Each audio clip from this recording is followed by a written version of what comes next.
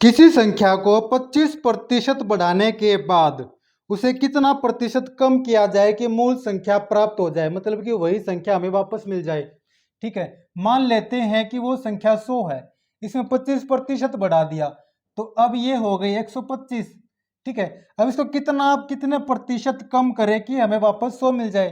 देखो अगर वैसे तो हमें ये 25 कम करना पड़ेगा, है ना, यहाँ से यहाँ पर आने के लिए 25 कम करना पड़ेगा, लेकिन ये इसका कितना प्रतिशत है ये हमसे पूछा है। ठीक है, ये जो 25 कम किया है इसका कितना प्रतिशत है, इसका प्रतिशत निकाल लेंगे तो हमें मिल जाता है 20%। जो ये 25 है 125 का 20% है, मतलब कि 125 का अगर 20% कम करें तो हमें ये संख्या मिल जाएगी। इसको एक और तरीके से कर सकते हैं, जब भी कोई ऐसा सवाल आए तो जितनी मात्रा बढ़ रही है उसको लिख लेंगे, बढ़ रही हो या घट रही हो पहले तो इसको लिख लो बटे की लाइन के नीचे। अब यहाँ देखो यहाँ पर क्या आएगा, अगर ये संख्या बढ़ रही है तो 100 में जोड़कर लिख दो, अगर ये संख्या घट रही है तो 100 में से घटाकर लिख दो। यहाँ ये बढ़ रही है तो 100 में जोड़कर लिख देंगे, यहाँ आ जाएगा 125 और गुणा 100। ठीक है, ये हम डायरेक्ट कर सकते हैं, ये सब ये करने की जरूरत भी नहीं है। यहाँ से सोल्व करेंगे तो हमें मिल जाता है 5 और ये 20%। अगर ये घट रही होती तो यहाँ 75 आ जाता, बाकी सेम हो जाता। नेक्स्ट,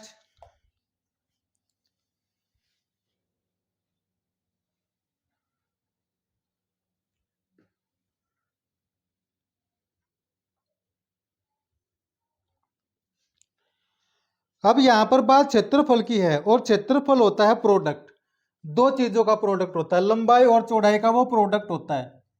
ठीक है, एक बार इस सवाल को मैं थोड़ा सा समझा देता हूं फिर इसको तरीके से करेंगे। देखिए इसने कहा कि लंबाई को 100% बढ़ा दिया। ठीक है, कितने प्रतिशत कम किया जाना चाहिए ताकि उसके क्षेत्रफल में कोई परिवर्तन ना हो। मान लेते हैं दो संख्याएं हैं, एक है 50 और एक संख्या है 100। ठीक है, इन दोनों को गुणा करने के बाद हमें क्या मिलता है, 5000। ठीक है, मान लेते हैं ये चौड़ाई है और ये लंबाई है, लंबाई में 20% की वृद्धि कर दी, लंबाई को 20% बढ़ा दिया तो ये 100 की जगह पर कितना हो जाएगा 120। अब इनका क्षेत्रफल कितना आएगा 12 पंजे 60, 6000। इस लंबाई में 20% की वृद्धि की है। ठीक है, क्षेत्रफल में कितने प्रतिशत की वृद्धि होगी वो निकालेंगे, 5000 था 1000 की वृद्धि होगी, इसका प्रतिशत निकाल लेते हैं। इसका प्रतिशत आएगा, ये 0 से 0 कट गई और 5 से इसको काटेंगे 20। कहने का मतलब ये है कि अगर दो संख्याएं जो आपस में गुणा हो रही हो, जैसे लंबाई और चौड़ाई गुणा हो रही है, अगर लंबाई को 20% बढ़ा दिया तो क्षेत्रफल में भी 20% की ही वृद्धि होगी। अगर चौड़ाई को 20% बढ़ा दिया या घटा दिया, कहने का मतलब ये है दोनों संख्याओं में से किसी एक के साथ जो प्रतिशत परिवर्तन करेंगे और जो इनको गुणा करके परिणाम आता है उसमें भी उतना ही प्रतिशत परिवर्तन होगा। तो यहाँ पर कंफ्यूज होने की कोई जरूरत नहीं है कि लंबाई में तो 100% बढ़ाया, अब पूछ लिया क्षेत्रफल में, इससे कोई फर्क नहीं पड़ता। इसको पिछले सवाल की तरह हम कर सकते हैं, जैसे पिछला सवाल मैंने कराया था 25 बढ़ रहा था, बटे की लाइन के नीचे 125 गुणा में 100 कर दिया, तो इसको भी हम ऐसे डायरेक्ट कर सकते हैं। 100 बढ़ाया है, लंबाई में 100% बढ़ा दिया, पूछ लिया क्षेत्रफल का, उससे हमें कोई फर्क नहीं पड़ता।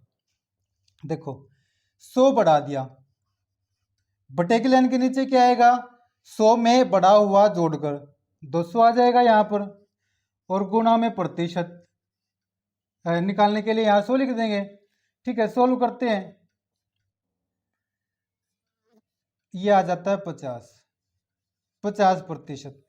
कहने का मतलब ये है कि अब हम क्षेत्रफल को 50% कम करेंगे तो हमें जो क्षेत्रफल होना चाहिए था, क्षेत्रफल जो होना चाहिए था वो मिल जाएगा। नेक्स्ट,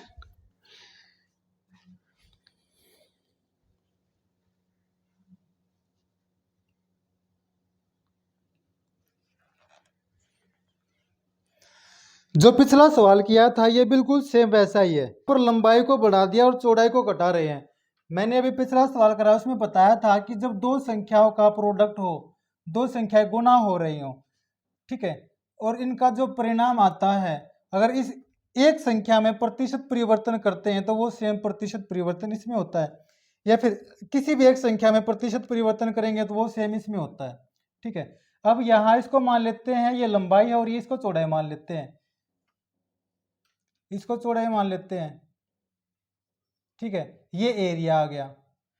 अब उसने बढ़ाया तो लंबाई में है लेकिन पूछा कि चौड़ाई में कितना कम करे, तो इससे हमें कोई फर्क नहीं पड़ता, वही सेम फॉर्मूला लगा देंगे, क्योंकि जब लंबाई में बढ़ाया है तो वो एरिया में ही बढ़ा है। ठीक है, अब चौड़ाई में कम कर रहे हैं तो वो एरिया में से ही कम हो रहा है। तो कहने का मतलब है हम ये मानकर चलते हैं कि इन दोनों, ये दोनों जो है एक ही यूनिट है, क्योंकि गुणा हो रही है, एरिया आएगा, इसमें से घटा दिया, इसमें से बढ़ा दिया तो उसके बदले हम इसमें से घटा सकते हैं। देखिए बढ़ा कितना था 100, और फॉर्मूले के हिसाब से यहाँ क्या लिखेंगे, 100 में बढ़े हुए को ऐड करके और गुणा में 100, ये तो आता है ही। ठीक है, सोल्व कर लेंगे, 50% ये आंसर आ जाएगा। अब ये बोल लो कि चाहे भाई लंबाई को 50% कम किया है या ये मानो कि चौड़ाई को 50% कम किया, क्योंकि दोनों का प्रोडक्ट यहाँ एरिया में है। ठीक है, लंबाई को बढ़ा दिया तो उससे एरिया पर फर्क पड़ा, अब चौड़ाई को घटाएंगे तो उससे एरिया पर फर्क पड़ेगा, उतना ही फर्क पड़ेगा जितना हम इसमें से घटा रहे हैं। ठीक है, या फिर इसको ऐसे भी समझ सकते हैं कि लंबाई को 100% बढ़ा दिया तो इसका मतलब ये एरिया भी 100% बढ़ चुका है। अब इस एरिया को ही कम करना है। ठीक है, 100% बढ़ चुका है, इस एरिया को ही कम करना है, कितना कि इस पे कोई भी परिवर्तन ना हो, कि लंबाई में वृद्धि से पहले इसमें कोई भी परिवर्तन, मतलब कि लंबाई में वृद्धि से पहले जो था वो वैसा का वैसा ही रहे, वही फॉर्मूला लगा देंगे।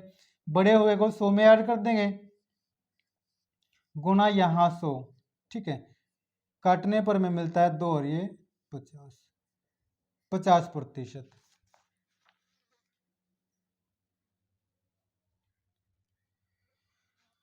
नेक्स्ट,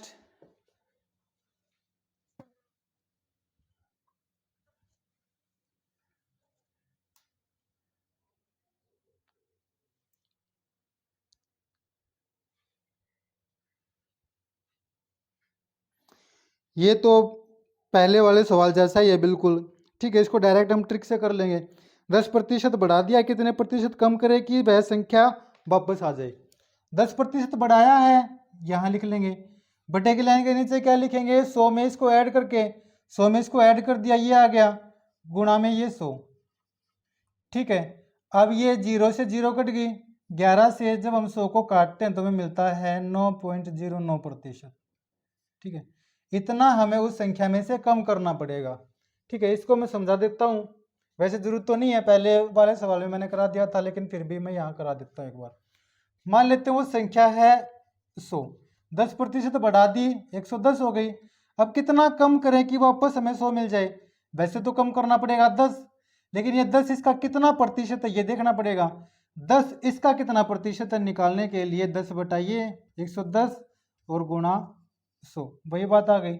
यह हमने डायरेक्ट लिख दिया था, सोल्व कर लेंगे, 11 से 100 को काटेंगे, ये मिल जाता है।